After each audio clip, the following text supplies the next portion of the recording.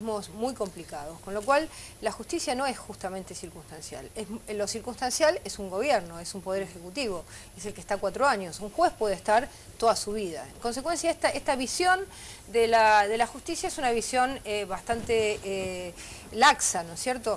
Ella dijo que en cualquier caso va a pagar y bueno, las reservas ya las tiene y va a pagar. Esto es lo segundo que quiero plantear. En cualquier caso no va a pagar la presidenta. Primero, hay un decreto de necesidad y urgencia, falso, porque había otro y lo derogó para tener estas horas. Hay un decreto 298 que está entrando, todavía no entró al Congreso porque por supuesto querían dilatar esta situación. Tiene que ser tratada por la Comisión de DNUs y después tiene que ser tratada por el plenario. Es decir que falta la decisión judicial, del Congreso. Hasta ese momento no puede usar las reservas porque hoy otra jueza de primera instancia le acaba de decir que no las use. Entonces no las puede usar. Si sigue diciendo esto, es como decirle a todos los argentinos, miren, bueno, para mí, ¿me permitís? A ver, espera, sería interesante saber cuál es la propuesta. Le vamos a dar la palabra. ¿Cuál es la propuesta alternativa? Ella va Godoy y después hablamos de la propuesta, si es que la hay. Me falta terminar el razonamiento y después hablamos de la propuesta cuando quieras. En consecuencia, lo que tiene que hacer la presidenta es dar el ejemplo. Hoy, yo me imagino hoy una persona que está en una cárcel argentina, que debe decir, bueno, si la presidenta dice que puedo no darle bola a un juez, ábranme la puerta. Ese es el mensaje de la presidenta de la Nación. Yo la verdad que eludimos abordar el tema sustancial, que es lo que ha planteado el gobierno concretamente, que no es una cuestión que nos pueda sorprender. Primero, está planteando desendeudarnos. Lo planteó desde el 2003. Heredó una deuda monstruosa, con Plan Brady, con mega canje, con especificación asimétrica, una deuda monumental, y con deuda al Fondo Monetario Internacional y a otro organismo financiero. Este gobierno, desde el 2003, ¿qué estrategia se planteó? Primero, estabilizar la economía, que posibilitó tener un superávit fiscal, un superávit comercial y comenzar a crecer. Un crecimiento que no tuvo la Argentina en años, en 100 años.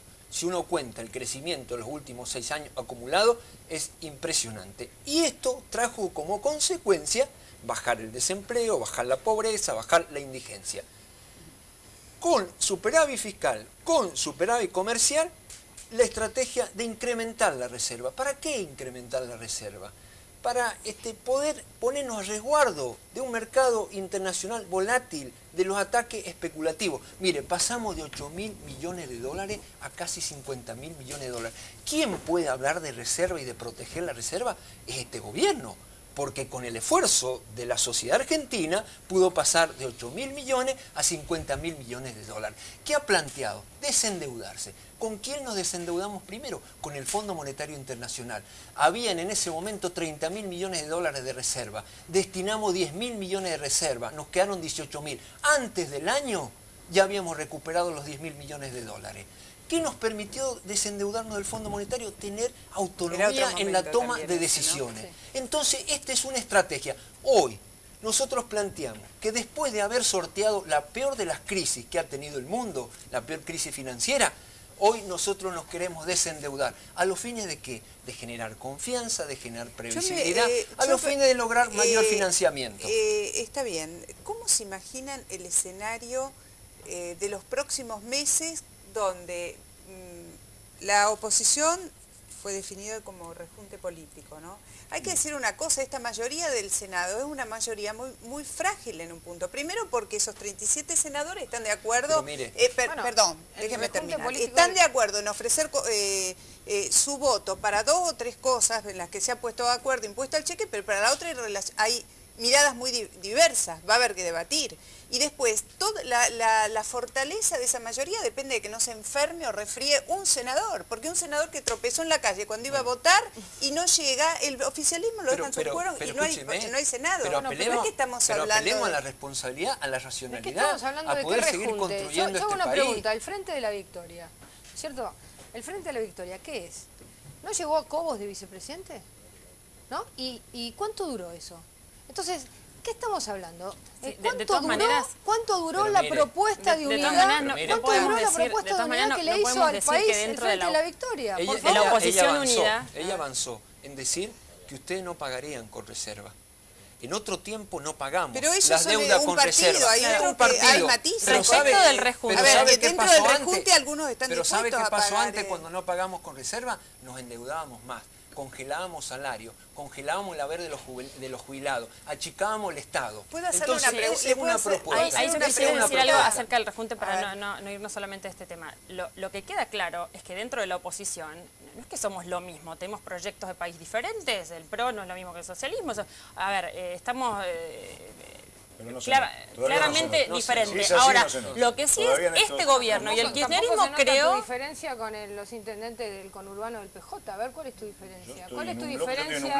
¿Cuál es tu diferencia con... Nuevo Encuentro Popular Solidario, con Martín Sabatella, con Carlos Heller, y estamos construyendo una alternativa política. Los intendentes del conurbano que toda la vida dijeron... Toda, no. Tiene que ver con unirse. Enfrentarlo. Me parece que la oposición... Recién Patricia planteaba...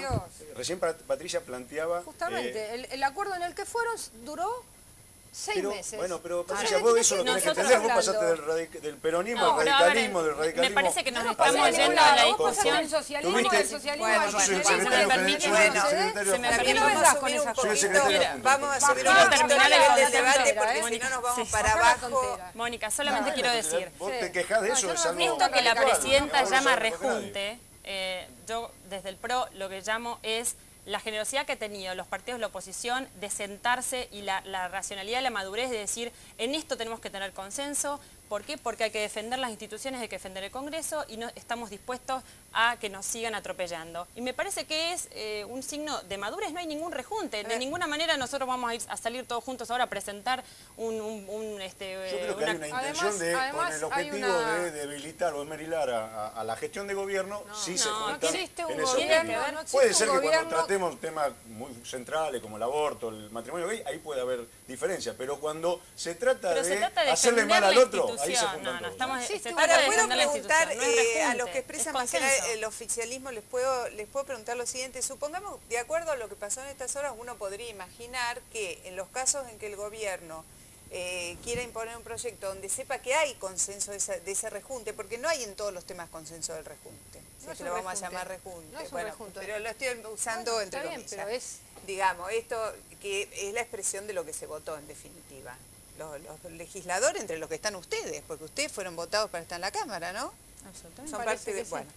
Esto quiere decir que cuando el gobierno sepa que en el debate puede ir mal la cosa, tiene que dar un decreto de necesidad de urgencia, esquivar el debate, buscar una manera. Tu pregunta es la pregunta del millón. Creo que deberíamos superar estas diferencias y tratar de sacar pequeños provechos para trabajar sobre política de Estado. Bueno, y obviamente que hubiese acuerdo. Yo vuelvo a plantear.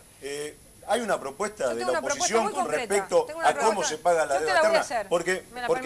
Porque todos sabemos, lo decía recién Ruperto, la otra alternativa es ajuste del presupuesto nacional, hacer ajuste en los gastos sociales para pagar deuda. Y eso no lo queremos. A ver, yo por lo menos una propuesta concreta que la quiero plantear.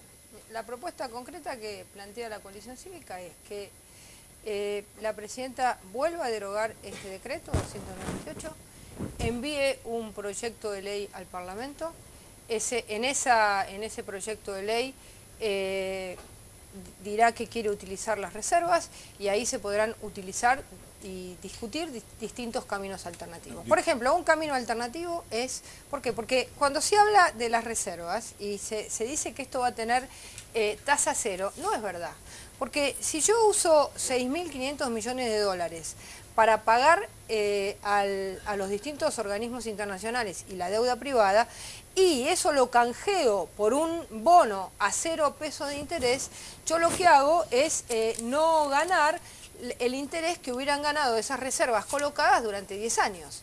En consecuencia, una propuesta posible es que en vez de pagar con reservas, se pague con los intereses que dan las reservas. Eso lo que permite es mantener el stock y gastar el flujo. Por ejemplo, es una propuesta que nosotros podríamos discutir en caso de que envíen un proyecto de ley. La mayor parte de la gente no entiende y yo tampoco termino de entender del todo. si la deuda que vence este año se paga con estas reservas del presupuesto, el que ustedes trabajaron el año pasado, firmaron y consensuado, ¿quedan liberados fondos? Quedan liberados ¿Quién fondos. va a administrar y con qué criterios? No nos pongamos nerviosos.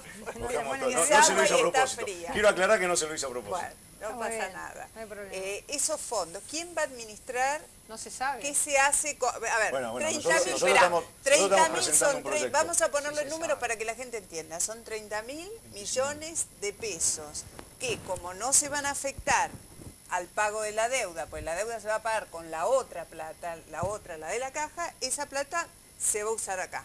La pregunta sería, ¿quién va a decidir qué se hace con esa plata? Bueno, lo porque que son debería de haber mandado... 30.000 millones de pesos, casi un tercio de la base monetaria. En nuestro bloque estamos presentando un proyecto para que se especifique que se gaste no lo tiene que presentar tu bloque. Lo bueno, que debería de haber podemos hecho... discutir todo, digamos, lo presentamos, nosotros tenemos una propuesta. Nosotros discutimos un presupuesto el año pasado, entre el presupuesto y ahora, no es que pasó algo, una crisis, no vino nada, sin embargo, se tomaron estas decisiones. Nosotros, ¿qué es lo que veníamos diciendo?